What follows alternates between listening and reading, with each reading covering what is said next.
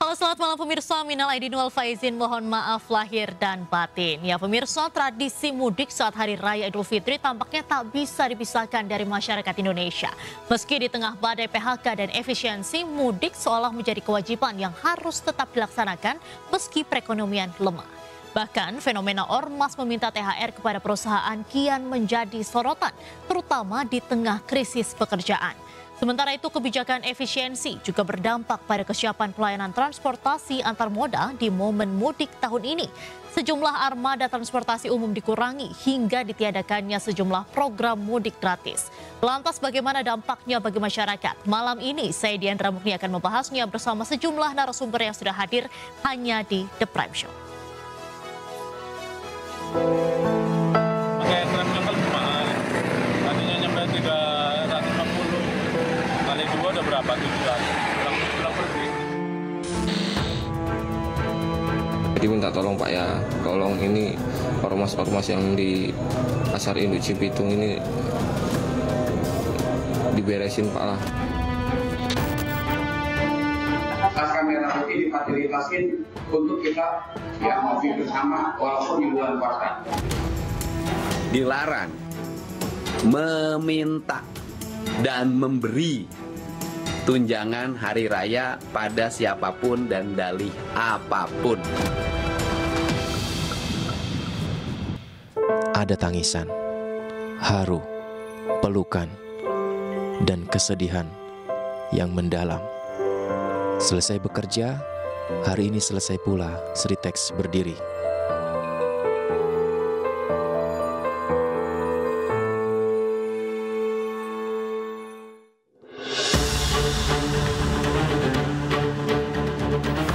Mudik di tengah efisiensi dan gelombang PHK tampaknya harus dilalui masyarakat Indonesia tahun ini.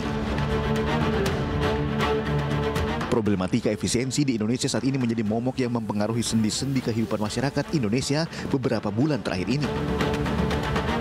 Beberapa buruh dan pekerja sudah mengalami dampak langsung dengan adanya pemutusan hubungan kerja. Lembaga pemerintahan pun juga terkena efisiensi yang sangat ketat, daya beli masyarakat yang melemah, serta beberapa dampak sosial ekonomi lainnya. Dengan begitu dahsyatnya dampak kebijakan efisiensi ini, hal ini setidaknya berdampak terhadap aktivitas ritual masyarakat kita yang kita kenal dengan mudik. Kesiapan pelayanan transportasi antar moda pada momen mudik Lebaran 2025 juga berbeda dengan tahun-tahun sebelumnya. Sebab pemerintah menerapkan mode efisiensi anggaran sesuai dengan Impres nomor 1 tahun 2025 pada momen mudik kali ini. Sejumlah program mudik gratis ditiadakan. Preservasi jalan nasional pun tidak dilakukan, hanya perawatan dengan menutup lubang di jalan. Tak hanya itu, pada mudik tahun ini Ditjen Perhubungan Darat menyediakan 520 unit bus untuk 21.536 penumpang, serta 10 unit truk untuk mengangkut 300 sepeda motor. Jumlah itu lebih sedikit dibandingkan tahun lalu dengan kuota 700 bus untuk 30.088 penumpang, serta 300 truk untuk 900 unit sepeda motor. Ditjen Perhubungan Darat menyatakan anggaran program mudik gratis menurun menjadi 17 miliar rupiah dari tahun sebelumnya sebesar 20 miliar rupiah. Mudik motor gratis Motis menggunakan kapal laut Pelni pada Lebaran 2025 tidak tersedia. Efisiensi anggaran menjadi kendala untuk implementasi penyelenggaraan mudik Lebaran yang berkeselamatan. Mudik berkualitas berkeselamatan adalah mengurangi jumlah pemudik menggunakan sepeda motor karena 70 hingga 80% kecelakaan disebabkan oleh sepeda motor. Sementara diskon pesawat terbang dan diskon tarif tol 20% tidak bisa dinikmati pemudik yang tidak memiliki mobil dan tidak punya biaya untuk beli tiket pesawat terbang. Sementara mudik level masyarakat menengah ke bawah yang senantiasa menggunakan kereta api dan bus tidak mendapatkan diskon tarif. Pemirsa, beragam alat transportasi menjadi pilihan bagi para pemudik untuk bisa pulang ke kampung halaman. Di tengah efisiensi, sejumlah pemudik bahkan menggunakan bajai yang dinilai lebih hemat biaya.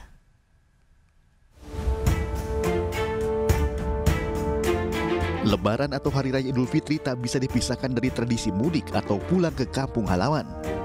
Segala daya dan upaya dilakukan demi bisa berkumpul bersama sanak keluarga di kampung halaman saat Lebaran tiba. Mulai dari rela bermacet-macetan hingga berjam-jam, antre di terminal, stasiun, bandara hingga pelabuhan. Tak hanya itu, para pemudik juga rela menyusuri puluhan hingga ratusan kilometer dengan kendaraan roda 2. Bahkan yang unik ada di antara mereka yang mudik menggunakan kendaraan yang tak umum digunakan. Semua demi mudik. Sementara yang dilakukan sepasang suami istri Suhadi dan Juroh, warga asal Balapulang, Kabupaten Tegal, Jawa Tengah, yang mudik menggunakan bajai. Mereka berangkat dari Kemayoran, Jakarta pada Rabu malam dan sampai di jalur Pantura Brebes, Jawa Tengah pada Kamis pagi. Menempuh jarak hingga ratusan kilometer, mereka menyebut sudah 3 kali beristirahat demi menjaga kondisi fisik. Pasutri ini mudik dengan bajai demi menghemat biaya. Ya karena lebih biayanya ekonomis lah, kalau pakai travel kan lebih mahal. Tadinya nyampe 350 kali 2 udah berapa, 700 pulang pergi. Kalau kita kan paling ya modal 200.000 buat bensin udah nyampe. Ya ada lebih lah, bedanya jauh. Selain menjaga kondisi fisik, Suhadi yang mengendarai bajai juga sekaligus memastikan komponen kendaraan agar nyaman dikendarai.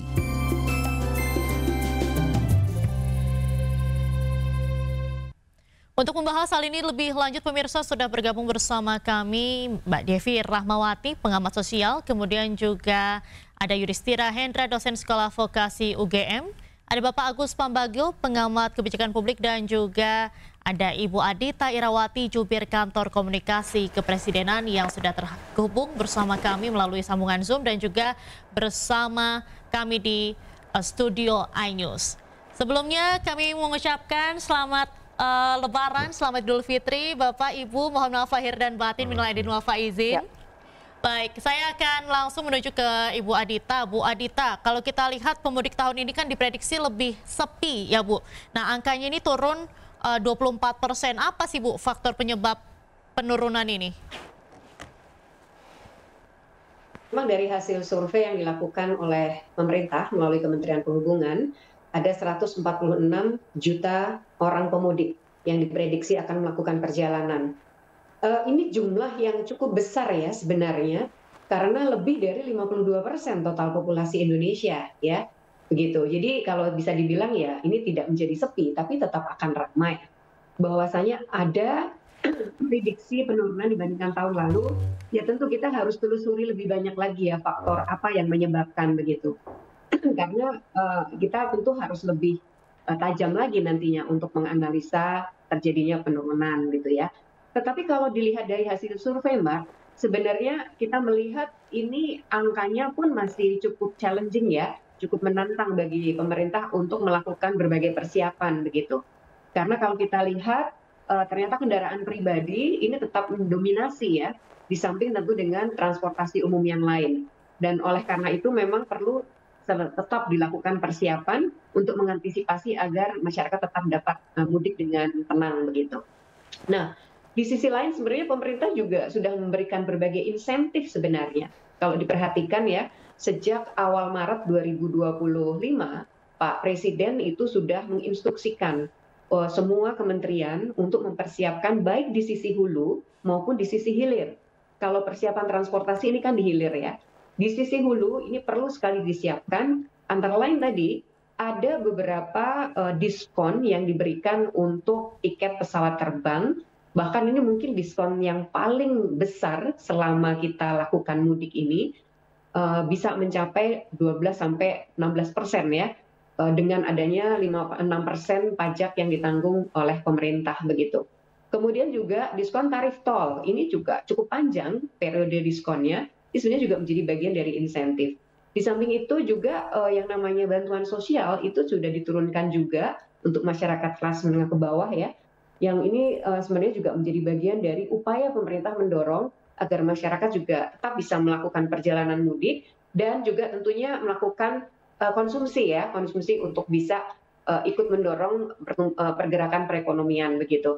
Jadi sekali lagi ini kita harus melihat lebih dalam lagi ya, tapi kembali lagi bahwa berapapun jumlahnya, ini satu hal yang harus kita tangani bersama agar masyarakat tetap dapat mudik dengan tenang dan nyaman juga.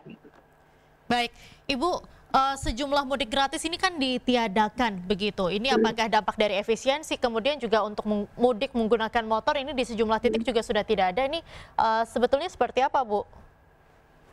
Ya, kalau kita lihat total dari tersedianya alokasi untuk mudik gratis, memang tidak hanya dilihat dari yang disediakan pemerintah saja. Bisa saja dari pemerintah, khususnya mungkin dari Kemenhub, ada penurunan. Namun demikian, berkolaborasi dengan BUMN, Mbak, itu total ada lebih dari 100.000 alokasi mudik gratis yang disiapkan oleh pemerintah bekerja sama dengan BUMN. Jadi sebenarnya masyarakat masih tetap dapat menikmati, dan mudik dengan motor gratis pun masih disiapkan oleh Dirjen Perkeretaapian bersama PT KAI dan juga bersama juga beberapa operator transportasi darat. Meskipun kereta motornya itu diangkut menggunakan moda truk ya, moda yang berbeda. Jadi sebenarnya masih ada, Mbak. Tentu pemerintah harus berkolaborasi karena tadi ya ada APBN yang mungkin tidak semuanya bisa digunakan, sehingga harus berkolaborasi dengan pihak pelaku usaha, dan kelihatan animonya masih baik, dimanfaatkan dengan baik juga, dan bahkan aplikasi untuk pendaftaran pun dibuatnya lebih terintegrasi, sehingga ini menghindari adanya seat atau tempat duduk yang tidak optimal penggunaannya karena pendaftarannya sudah terintegrasi. Jadi saya rasa ini satu hal yang tetap harus dilihat positif ya, masyarakat masih tetap bergerak itu dan dibantu juga oleh pihak korporasi, tidak melulu oleh pemerintah, dan animonya masih cukup baik seperti tahun-tahun sebelumnya. Baik, Bu Adita. Pak Agus Pambagio, bagaimana nih Pak melihat kebijakan pemerintah di masa mudik tahun ini? Ya, tentu kebijakannya agak dibuat terlambat sih ya. Biasanya 3 bulan itu sudah berjalan. Ini masih baru mungkin karena pergantian kabinet. Tapi intinya saya baru kembali dari tadi malam, tengah malam sampai pagi di Merak, kemudian tadi di stasiun Senen, dan kemarin saya sempat di jalan tol. Itu memang lengang, artinya di Merak pun sudah dibuat kebijakan yang menurut saya itu membaik, yaitu truk dialihkan ke Pelabuhan Ciwandan milik Pelindo, kemudian ada BPJ, dan yang di Merak itu hanya kendaraan roda 4, roda 2 di Ciwandan. Tapi memang ada problem di situ, pengusaha kapal teriak semua karena sampai kemarin siang itu masih kosong. Nah, kemarin malam sudah ramai, tetapi memang tidak sepenuh biasanya. Dan yang lebih baik adalah bahwa Petruk itu yang urusan calo-calo untuk truk masuk ke kapal itu sudah berkurang jauh. Saya sudah pesan juga dari lama itu soal Petruk sama soal Ferizi, tiket masuk. Tiket masuk masuk itu tidak usah pakai jam-jam lagi, siapa yang datang dia beli dan bisa pakai multi kartu, tidak hanya dengan BRI. Itu sudah membaik di Merak, maka kepadatan ada tetapi tidak macet. Kan yang penting jalan, tidak boleh mati. Jalan tol juga jalan, kemudian tadi stasiun Pasar Senen kelas ekonomi itu juga padat tetapi jalan. Ya, ini yang kosong sekarang Halim. Karena ada diskon itu mungkin, diskon yang sekarang yang menderita ini selain pengusaha kapal penyeberangan adalah pengusaha bandara. Dalam hal ini AP Angkasa Pura Indonesia, ada swastanya di situ, itu turun. Ya, hari ini puncak, saya kalau tidak salah, besok sudah mulai turun lagi. Penumpangnya juga tidak banyak karena problem ekonomi. Jadi memang ada lancar karena tadi dipanjangin kebijakan untuk working from anywhere itu, ya, kemudian juga THR sudah di-store dan disampaikan meskipun banyak yang tidak dapat karena bangkrut dan PHK, tapi dampaknya ini turun yang mudik. Baik, Pak Agus. Nah, bisa dibilang ini kan banyak pengusaha yang teriak karena pemudik jumlahnya ini menurun. Saya akan ke Pak Yudhistira usai jeda. Pak Yudhis, kita akan kembali usai jeda. Pemirsa, jangan kemana-mana, tetaplah di The Prime Show.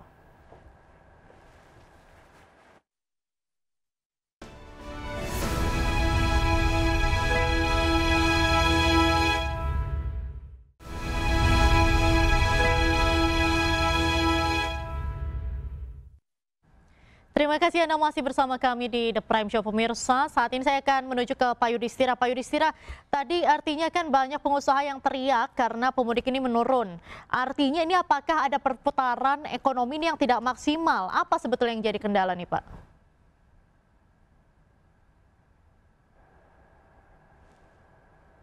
Seperti tadi ya Bu Adita juga bilang kan ada penurunan ya jumlah pemudik. Itu jumlah yang cukup besar ya, 140 juta orang ya, itu adalah jumlah yang cukup besar. Namun kemudian yang jadi pembicaraan di sini adalah tidak hanya jumlah orang yang mudiknya saja, tapi juga menggunakan kendaraan apa, apakah transportasi publik, apakah menggunakan bis, kereta dan sebagainya yang ada di pengusaha itu. Juga kemudian ketika nanti berada di kampung halaman atau sepanjang perjalanan itu apakah melakukan konsumsi juga. Nah, ini yang juga perlu menjadi pertanyaan begitu. Kalau jumlahnya banyak sih ya banyak. Nah, kita bisa amati ya dari situasi ekonomi di Indonesia akhir-akhir ini yang tampaknya sedang tidak baik-baik saja. Ya, itu jelas yang menjadi pengaruh dari hal tersebut ya. Ini kita bisa lihat bagaimana deflasi juga terjadi. Terus kemudian daya beli, yang artinya daya beli turun dan sebagainya. Kemudian ada juga PHK yang beberapa bulan terakhir ini menjadi perkara. Nah, itulah yang hal-hal mikro tersebutlah yang tentunya menjadi permasalahan ya. Kenapa kemudian ya istilahnya tadi Anda mengatakan teriak tadi untuk pengusaha-pengusaha. Berarti salah satu penyebab tadi faktor PHK ini juga turut mempengaruhi penurunan jumlah pemudik ini ya Pak ya? Kalau jumlah pemudik ya sebenarnya turunnya itu kalau dibilang drastis sih mungkin tidak terlalu drastis ya. Ini adalah angka yang bisa dibilang masih cukup dalam tanda wajar. Cuma kualitasnya tadi ya, apakah spendingnya juga akan terjadi atau tidak. Nah, ini yang juga harus menjadi kekhawatiran ya. Maksud saya kemudian sepanjang perjalanan apakah biasanya belanja dan sebagainya. Ketika di kampung nanti ada tempat wisata dan sebagainya. Nah, kita juga bisa melihat ya di sisi lain ya bagaimana ekspektasi dari pengusaha hotel, restoran dan sebagainya itu ya yang beberapa waktu kemarin juga muncul beritanya. Ini menjadi pertanda ya Lebaran kali ini mungkin terasa berbeda ya ekonominya dibanding yang lalu-lalu. Kecuali pada saat COVID, tentu itu suatu anomali tersendiri itu. Begitu. Baik, saya akan ke Mbak Devi. Mbak Devi ini kan kalau misalnya kita lihat tadi kalau dibilang sama Pak Yudhistira, Indonesia ini lagi nggak baik-baik aja khususnya untuk kondisi ekonominya. Tapi kan di tengah efisiensi seperti ini banyak juga masyarakat yang masih memaksa untuk mudik karena ini bisa dibilang salah satu tradisi. Ini gimana nih Mbak? Ya, secara sosial, pertama mudik itu kalau berdasarkan kamus sebelum tahun 70-an, itu belum dimaknai sebagai pulang kampung. Tapi artinya sendiri adalah pergi ke hulu sungai. Nah, ini baru ditemukan arti kata pulang kampung itu setelah tahun 76. Kenapa? Karena memang kebijakan pemerintah pada saat itu melakukan pemusatan ekonomi Indonesia ada bukan hanya di Jawa, bahkan terpusat di Jakarta. Yang kemudian mendorong pergerakan manusia secara sosial yang disebut dengan urbanisasi. Semua orang yang produktif, semua orang yang berharap mendapatkan kue ekonomi itu kemudian menyerbu Jakarta. Disitulah kemudian dimulai yang tadi Mbak sebut sebagai tradisi pulang kampung. Kenapa? Karena mereka adalah generasi yang sebenarnya tidak lahir, tidak besar di Jakarta, tapi hanya karena daya tarik atau magnet ekonomi, lalu lantas ke sana, tapi kemudian menjadikan momentum Ramadan 1 tahun sekali untuk kemudian kembali memadu asa dan sayang dengan keluarga mereka. Nah, kalau kemudian dalam perspektif sosial, kalau memang sekarang katanya ada penurunan, sebenarnya karena ini juga adalah pemerintahan baru, saya berharap ini merupakan bukan hanya sekedar dikaitkan dengan faktor jangka pendek yang tadi katanya ada unsur efisiensi dan sebagainya. Tapi saya berharap ini karena program 10 tahun terakhir pemerintah yang akhirnya di masanya presiden kita yang sebelumnya, akhirnya ada yang memikirkan Indonesia di luar Jakarta, bahkan di luar Jawa, ini pelan-pelan sudah terurai. Ketika pembangunan Indonesia itu merata, tidak akan pernah ada orang, Mbak, yang mau tercerabut secara sosial dari akarnya. Ini menyebabkan orang, dia akan bolak-balik terus karena sebenarnya hatinya, inginnya, ya ada di daerahnya. Cuman karena secara ekonomi, daerah kesayangan mereka tidak mampu memenuhi harapan ekonomi tadi, berjuanglah mereka semua ke Jakarta, ke kota-kota besar. Nah, ini yang harapan saya justru semakin tahun harusnya terus berkurang. Artinya pembangunan Indonesia pelan-pelan akhirnya merata. Baik, nah terus kalau misalnya ngelihat tadi kan jumlah PHK saat ini juga semakin meningkat. dan juga merembet gitu ke beberapa sektor juga. Nah, ini Mbak Devi sendiri ini melihat perubahan pola konsumsi masyarakat saat ini seperti apa sih, Mbak? Saya bukan pakar ekonomi, tapi kalau kita bisa melihat kondisi sosial bahkan di negara-negara paling kaya, paling maju sekalipun secara statistik data yang bisa dibaca oleh siapapun, pasca pandemi memang ekonomi dunia belum balik. Artinya kita tidak bisa memotret seakan-akan Indonesia yang paling menderita. Bahkan negara-negara paling kaya seperti Amerika sendiri saja sangat berjuang sehingga kebijakan pemerintahnya saat ini sangat fokus untuk memastikan kondisi negaranya secara domestik dan internal itu kuat dulu gitu. Nah, artinya ini dihadapi oleh semua negara. Tapi yang pasti adalah karena ini pemerintahan baru, menurut saya kita perlu serius juga memberikan masukan agar apapun itu at the end ujungnya adalah satu, dalam konteks penghematan secara sosial memang yang perlu kita cermati adalah masyarakat kita ini adalah masyarakat yang literasi keuangannya menurut saya memang cukup lemah gitu ya, tapi semangat berbaginya tinggi. Nah, bagaimana kemudian dengan kondisi dunia yang juga belum pulih, momentum-momentum ini bisa terus dikuatkan, semangat membantunya, semangat dermawannya yang kita peringkat 7 tahun berturut-turut gitu ya, tapi semangat untuk belajar tentang bagaimana mengelola keuangan yang lebih baik. Karena kedepannya dunia, bukan Indonesia ya, Indonesia kita cukup bersyukur sebenarnya, itu nggak akan baik-baik saja. Karena apa? Ada perubahan iklim, ada apa potensi apa secara sosial kita terguncang akibat kondisi-kondisi di eksternal, itu akan semakin kuat. Nah, bagaimana momentum seperti ini menjadi pelajaran bagi kita masyarakat untuk belajar mengelola keuangan pribadi masing-masing dengan lebih baik. Baik, saat ini saya akan ke Bu Adita. Bu Adita menanggapi pernyataan dari Mbak Devi, ini bagaimana Bu tanggapannya? Iya, ini menarik ya apa yang disampaikan oleh Mbak Devi ini. Ya memang perilaku masyarakat sangat mungkin ya untuk bergeser begitu. Dan ada juga beberapa hal yang bisa jadi ini perilaku masyarakat ketika mudik ini agak berbeda gitu dari tahun-tahun sebelumnya. Beberapa yang saya temui pun demikian ya. Jadi artinya begini, mereka melihat bahwa jarak antara yang namanya Natal tahun baru dengan Lebaran kali ini nih sangat pendek ya. Hanya berkisar 3 bulan. Dan ini juga menjadi salah satu hal yang bisa jadi menjadi pertimbangan dari masyarakat untuk kali ini tidak melakukan perjalanan jarak jauh dulu, karena mungkin semua yang kemarin sudah direncanakan sudah direalisasikan pada saat Nataru, yang juga pemerintah memberikan libur yang cukup panjang juga ya pada saat itu gitu. Jadi bisa saja itu juga dimanfaatkan untuk melakukan perjalanan-perjalanan bersama keluarga lebih awal gitu ya. Dan untuk tahun ini bisa saja kemudian Lebaran ini juga ditahan gitu. Nah, jadi ada hal-hal yang perilakunya bergeser kalau kita lihat.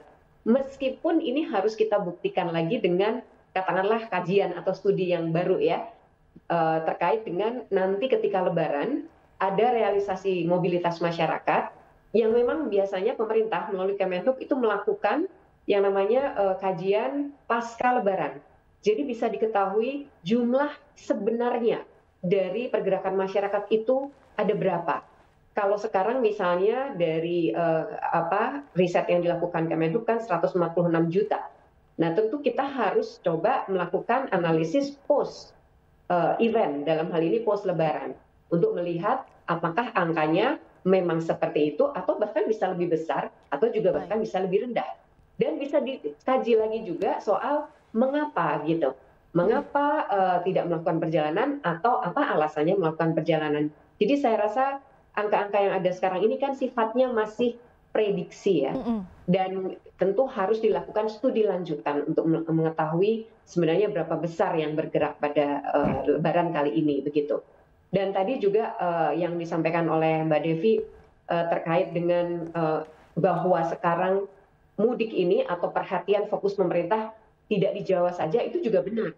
Karena kita melihat memang mulai ada beberapa pergeseran, mudik ini cukup tinggi angkanya di luar Jawa, dan ini angka yang lebih tinggi dibandingkan tahun-tahun sebelumnya. Contoh seperti di Sumatera dan juga di Sulawesi. Ternyata terlihat dari hasil riset memang pergerakan di sana menjadi lebih besar, meskipun secara porsi tetap lebih banyak ada di Jawa. Dan ini sangat wajar, karena populasi kita juga mungkin 60-70% memang ada di Pulau Jawa begitu. Baik. Tapi ini artinya ada penyebaran, Mbak ya, dan ini juga tentu akan menjadi rujukan pemerintah untuk melakukan tadi ya pemerataan pembangunan, karena ternyata pergerakan itu juga terjadi peningkatan tidak hanya di Jawa, tapi juga di luar Pulau Jawa begitu. Baik. Pak Agus kalau melihat nih sinkronisasi kebijakan yang dilakukan oleh pemerintah dan realisasinya di masyarakat sendiri ini seperti apa, Pak? Sudah sinkron apa belum? Ya begini, banyak persoalan-persoalan tadi sudah disebutkan ya. Jadi sinkron atau tidak sinkronnya itu kan begini. Dalam event besar seperti ini itu yang diutamakan adalah keselamatan. Sampai hari ini kita belum tahu sebetulnya data kecelakaan itu berapa. Ya, karena nanti bisa dilihat, kita tarik mundur apakah kebijakan kalau yang di darat dengan kontraflow, dengan satu arah dan sebagainya itu seperti apa. Itu kita belum dapat datanya. Kemarin juga karena tidak padat sehingga pemberitaan di media juga tidak terlalu kencang. Ya kan, tadi di stasiun, kemarin di Merak, tadi malam di Merak dan sebagainya juga biasa-biasa saja. Nah, nanti kita lihat karena gini, kebijakan pengetatan itu berdampak pada perawatan infrastruktur, terutama jalan. Sementara di kita itu kebanyakan pakai kendaraan roda 2, yang isinya bukan 1-2 orang, tetapi dengan barang dan mungkin bisa 4 orang. Nah, data itu belum masuk. Saya juga agak heran media tidak terlalu mengawasi hal ini terjadi. Karena kalau kita lihat Pantura itu jalannya kan memang hancur ya karena musim hujan. Kemudian juga dana tidak ada, hanya ditambal, tidak di overlay. Nah, saya sangat curious soal angka kecelakaannya, karena ini angkutan umum yang buat kita semuanya yang penting aman. Memang infrastruktur untuk jalan tol di Sumatera sudah melebar, sudah banyak yang fungsional, artinya belum diresmikan, tetapi sudah bisa digunakan. Pada jam-jam tertentu itu juga apakah karena angka penyeberangannya kan turun. Apakah karena turun sehingga kepadatan di jalannya itu juga turun sehingga orang tidak terlalu lelah. Ya kan, kelelahan itu yang penting. Karena sekarang jalan tol baru sedikit kemarin kontraflow, saya nggak tahu hari ini karena belum sempat monitor dengan Pak Kakor Lantas. Tapi artinya dari segi keselamatan harusnya naik gitu ya, karena jumlah atau volumenya turun harusnya naik. Tapi saya penasaran sampai hari ini angka kecelakaan roda 2 itu berapa, karena itu tinggi sekali yang pakai. Yang kemarin kalau di Merak kan dicampur dengan truk, saya agak was-was ketika saya bilang harus mengaturnya yang pas, masuk dulu motor baru truk, karena kalau nanti bersamaan kita tahu sendiri disiplin kita sangat rendah. Jadi menurut saya itu sih yang bisa disampaikan. Ini masih tengah-tengah ya, kita belum memonitor dengan habis. Baik, Pak Agus. Saya akan ke Pak Yudhistira. Pak Yudhistira, ini kan ada fenomena juga nih soal ormas yang minta THR nih ke beberapa perusahaan atau ke beberapa pihak. Tapi kita akan tahan sebentar, Pak Yudhistira. Kita akan lanjutkan usai jeda. Pemirsa, The Prime Show masih akan kembali usai jeda. Tetaplah bersama kami.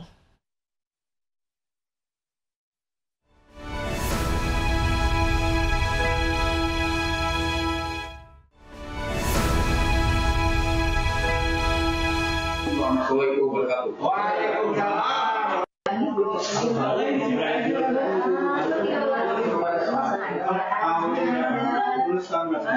Ya Allah, itu tuh, saya kalau nggak dipegangin siapa, saya mau jatuh. Dipegangin sama siapa saya? Wah, mau jatuh tadi? Ya. Iya, berarti kan mencelakakan orang. Coba ya Allah, apalagi ini buat disabilitas. Itu jangan bentak-bentak. Bukan yang bentak-bentak.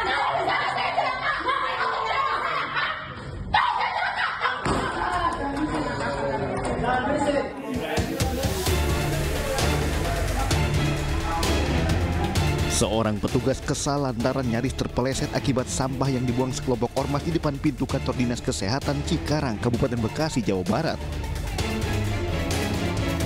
Oknum ormas sempat berbicara di depan CCTV yang ingin menemui Kepala Dinas Kesehatan pada saat itu sedang tak berada di kantor.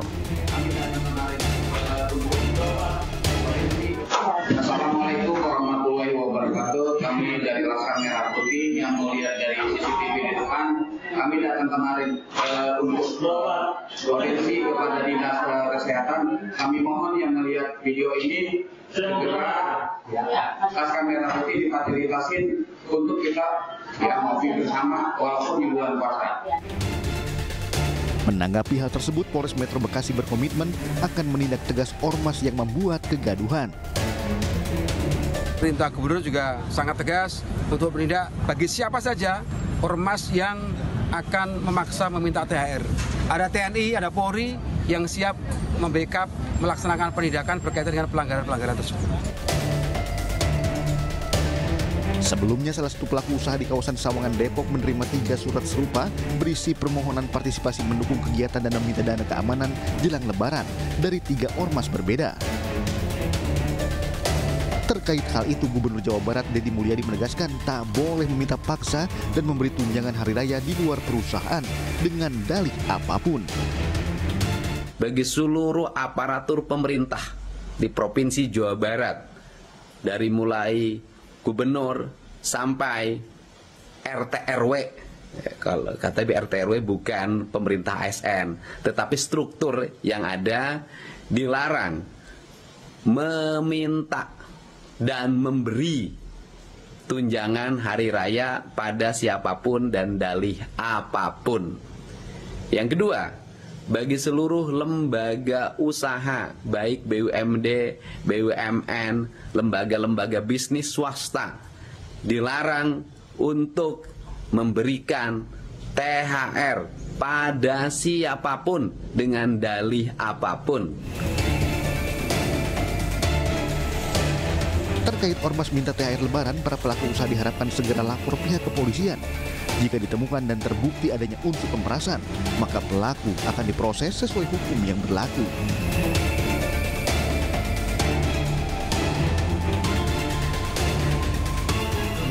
Fenomena budaya Lebaran Indonesia sejak dahulu kala, nggak perlu kita persoalkan. Ya mungkin ada yang lebih, ada yang kurang, dan sebagainya. Ya kadang-kadang dapat, kadang-kadang enggak gitu juga. Baik pemirsa, saat ini saya akan menuju ke Pak Yudhistira Hendra. Pak Yudhistira, bagaimana nih Anda melihat fenomena ormas yang minta THR nih Pak? Ya, baik Bu. Ini sebetulnya sesuatu yang yang harusnya tidak terjadi ya, ini tidak boleh dilumrahkan ataupun tidak boleh dibiasakan, tidak boleh dinormalisasi. Dan apalagi ya ini tadi Wamenak mengatakan ini tradisi. Saya pikir semoga itu salah ucap ya, semoga ya, karena itu akan menjadi justifikasi nantinya normalisasi ya. Ya itu tidak boleh ya. Mungkin juga nanti ada dari kantor komunikasi presidenan mungkin yang mengingatkan dan sebagainya. Nah terkait dengan hal itu ya ini mumpung suasana menuju Lebaran dan kita tahu aparat-aparat juga dikerahkan untuk mengayomi menuju mudik ini ya, ini mungkin juga harus melebar ya ke arah penindakan hal-hal seperti ini ya, di mana ini mungkin tidak hanya akan terjadi pada Lebaran saja nantinya, di libur-libur apapun, di momen-momen apapun itu pasti akan dinormalisasi. Nah ini tentunya masyarakat tidak punya tempat lain ini untuk mengadu selain kepada aparat ya, baik TNI maupun Polri, serta juga pemerintah-pemerintah setempat ya, baik bupati maupun gubernur bisa memberikan himbauan yang itu dipublikasikan bahwa ormas-ormas tersebut tidak yang tidak legal, juntrungannya tidak jelas begitu, tidak perlu dikasih, dan kemudian menyatakan diri mampu menjadi backup ya untuk pemerintah ini, bupati maupun gubernur mampu menjadi backup bagi masyarakat. Silakan mengadu pada kami jika dipersekusi dan sebagainya untuk minta THR ini dari ormas-ormas tersebut. Saya pikir begitu Bu. Ini masalah ya pengamanan ya, bagaimana menciptakan masyarakat itu menjadi aman dan nyaman ketika masa Lebaran seperti ini, bukan malah semakin memperdalam ketakutan dan juga ekonomi yang terjadi. Baik. Pak Agus kan juga sempat membuat tulisan nih soal ormas nih. Apa sebetulnya Pak, boleh dijelasin nggak? Ya gini, Ormas itu organisasi masyarakat atau LSM. Ya saya 20 tahun lebih di LSM dan tidak pernah meras itu. Nama tugasnya LSM itu adalah mendampingi masyarakat untuk bisa lebih baik hidupnya, ekonomi, sosial dan sebagainya. Jadi nggak ada dan dia tidak boleh, itu kriminal menurut saya. Apalagi maksa-maksa kayak seperti tadi itu kan. Jadi nggak betul, nggak usah dikasih itu apa. Dan itu Pak Gubernur Jawa Barat betul itu. Karena nggak ada itu pemerasan menurut saya. Jadi secara sosial itu juga tidak benar dan itu mencoreng kawan-kawan LSM yang memang tugasnya mendampingi masyarakat gitu ya untuk bisa berbuat setara dengan masalah-masalah baik sosial, ekonomi dan sebagainya. Jadi itu nggak betul itu. Ya saya setuju tadi bahwa kemungkinan Pak Wamen salah ngomong itu. Karena kalau nggak salah ngomong saya heran sekali itu. Baik, Pak Agus kan dalam tulisannya itu juga sempat menyebut bahwa faktor pengangguran ini salah satu faktor nih Pak yang mendorong ormas ini minta THR. Ya jadi gini, saat menanggulangi hal-hal semacam itu tadi kelas kroco, ada kelas jenderalnya. Itu adalah lapangan pekerjaan. Jadi pemerintah sebaiknya menciptakan lapangan pekerjaan sebanyak mungkin seperti janji Presiden Prabowo waktu kampanye. Kalau itu lapangan pekerjaan ada, mereka tidak akan jadi pemeras apapun alasannya. Gitu ya. Jadi itu salah satu cara ciptakan lapangan pekerjaan dengan baik. Nah sekarang kita kehilangan begitu banyak lapangan pekerjaan dan itu harus segera dilakukan dan tidak mudah menciptakan misalnya dari dia di industri tekstil tiba-tiba ada di industri panci itu nggak bisa itu berubah sama sekali, harus ada trainingnya sekalian. Jadi vokasi kah atau apa itu harus dijalankan. Baik. Ini kan sekarang beberapa waktu kebelakang juga banyak nih Pak yang kena PHK, ini juga menambah juga nggak orang-orang seperti anggota-anggota ormas yang seperti ini? Pasti. Jadi selain ke kriminalitas ya membentuk organisasi, pura-puranya membantu masyarakat gitu loh. Nah, kawan-kawan itu banyak yang di ormas LSM yang memang bekerja dengan itu, tetapi dengan baik mendampingi masyarakat itu nanti akan disamaratakan. Jadi sebaiknya untuk daripada kita capek nangkepin dan sebagainya, sudahlah ciptakan lapangan pekerjaan sebanyak mungkin. Karena mereka itu tidak bekerja. Nanti saya mau jual tanah, nanti diganggu, pasti nanti ada forum apalah jagain nanti kita. Jadi kan tidak mendidik dan itu dibiarkan cukup lama bertahun-tahun itu. Jadi sekarang sudah ciptakan lapangan pekerjaan sebanyak mungkin dan hilangkan ormas-ormas yang memeras gitu. Karena orang investor juga mau datang juga takut lah, males, iya. Oke, kalau Mbak Devi bagaimana nih dari segi sosial melihat fenomena ormas minta THR nih? Ya, sebagaimana yang saya sampaikan tadi bahwa 7 tahun berturut-turut Indonesia menempati ranking pertama sebagai masyarakat paling dermawan. Secara sosial masyarakat kita sebenarnya adalah masyarakat yang sangat guyup, yang tanpa harus diminta akan muncul dalam DNA kita untuk selalu membantu. Nah, namun saya sepakat dengan para ahli tadi bahwa karena karakter sosial masyarakat kita harmoni, ketidaknyamanan itu saya sangat optimis kalau bisa di reset gitu ya dari semua generasi, tidak akan ada yang sepakat dengan praktek ini. Hanya saja karena keterbukaan informasi di masa lalu tidak seperti sekarang, sulit bagi mereka untuk menunjukkan ketidaksukaan.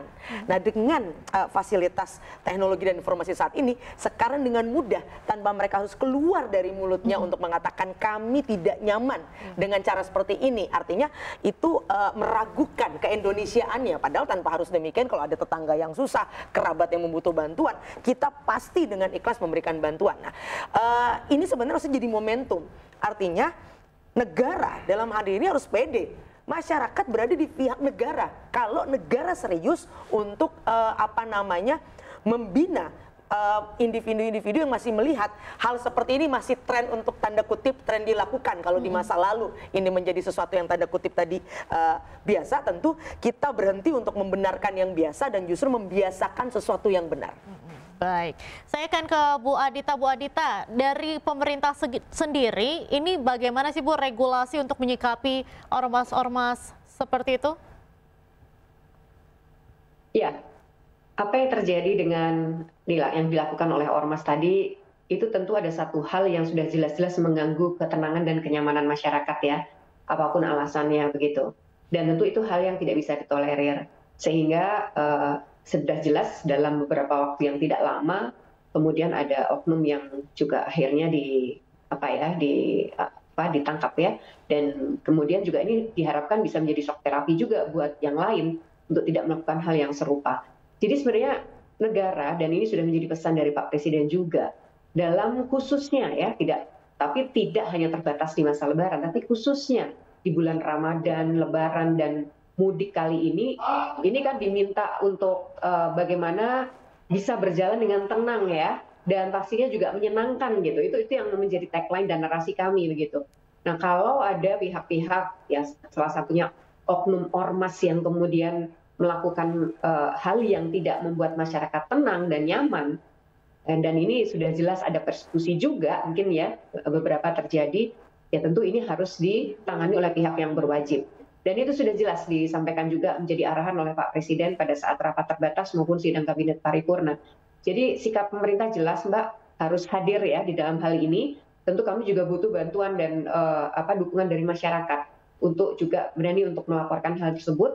Meskipun seperti yang sudah disebut oleh Mbak Devi tadi, dengan era saat ini tanpa ada pelaporan pun sebenarnya juga sudah bisa terlihat adanya kejadian-kejadian itu. Dan terbukti kemarin juga pihak yang berwajib secara cepat melakukan penanganan.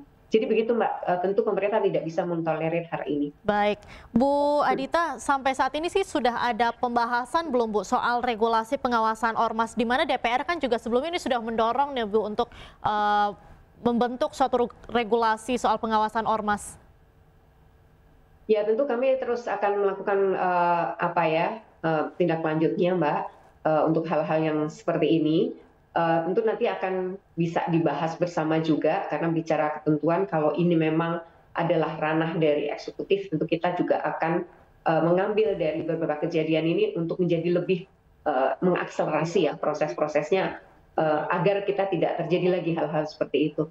Jadi sekali lagi ini pemerintah tentu sangat serius ya, kalau tadi disampaikan pemerintah harus serius, pemerintah pasti serius, tapi tentu juga ini perlu waktu untuk melakukan koordinasi, apalagi jika itu nanti ada ranah-ranah yang memang harus dikonsultasikan kepada pihak legislatif begitu. Baik. Ya, pemirsa The Prime Show masih akan kembali usai jeda, tetaplah bersama kami.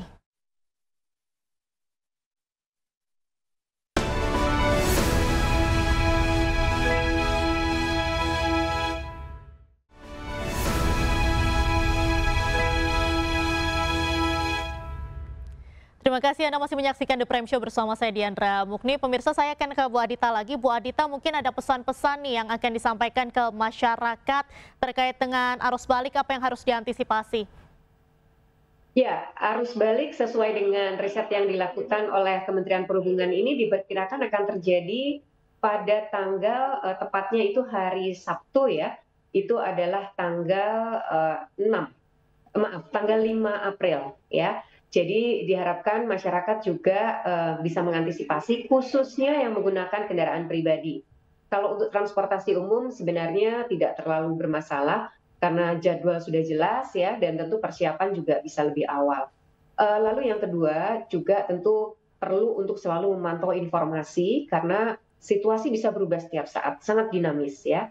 Dan yang ketiga, untuk yang melakukan perjalanan pariwisata, ini juga kami sangat pesankan untuk selalu memperhatikan dan juga melihat langsung prediksi cuaca yang selalu dikeluarkan oleh pihak BMKG ya, agar bisa mengantisipasi juga perjalanan yang nantinya akan dilakukan.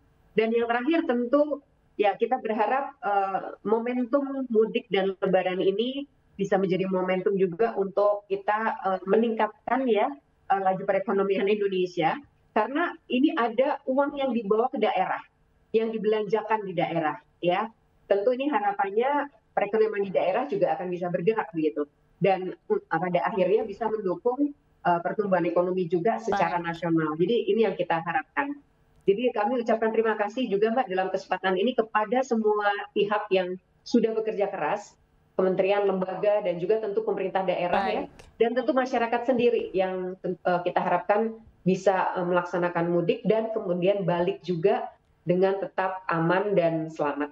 Baik, Pak Yudhistira mungkin singkat saja, silakan. Ya, untuk arus balik ini ya semoga rekan-rekan yang balik ke tempat kerja masing-masing sehat selalu, lancar-lancar selalu, dan juga bersiap-siap juga menghadapi perekonomian ke depannya. Kita tahu bahwa sekali lagi ya, ini saat yang tidak enak juga ya, ekonominya tidak enak. Jadi tetap sehat dan juga kencangkan sabuk, tetapi jangan terlalu kencang nanti sakit sendiri begitu ya.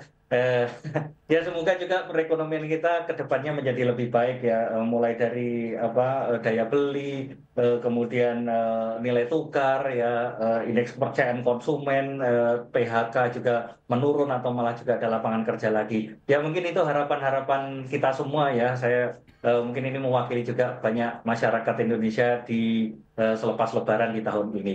Kira-kira begitu dari saya. Baik, terima kasih Pak Yudhistira. Mungkin Mbak Devi ada yang ingin disampaikan singkat saja?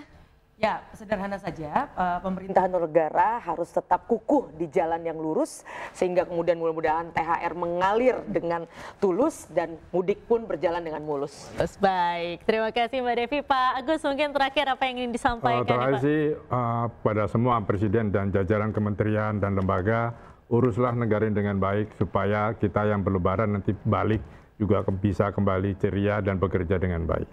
Baik, terima kasih banyak Bapak Ibu sudah bergabung bersama The Prime Show malam hari ini. Sekali lagi saya ucapkan selamat Hari Raya Idul Fitri, mohon maaf lahir dan batin, minal aidin wal faizin. Dan pemirsa, demikian The Prime Show malam hari ini. Saya Diandra Mukni pamit undur diri, terima kasih, sampai jumpa.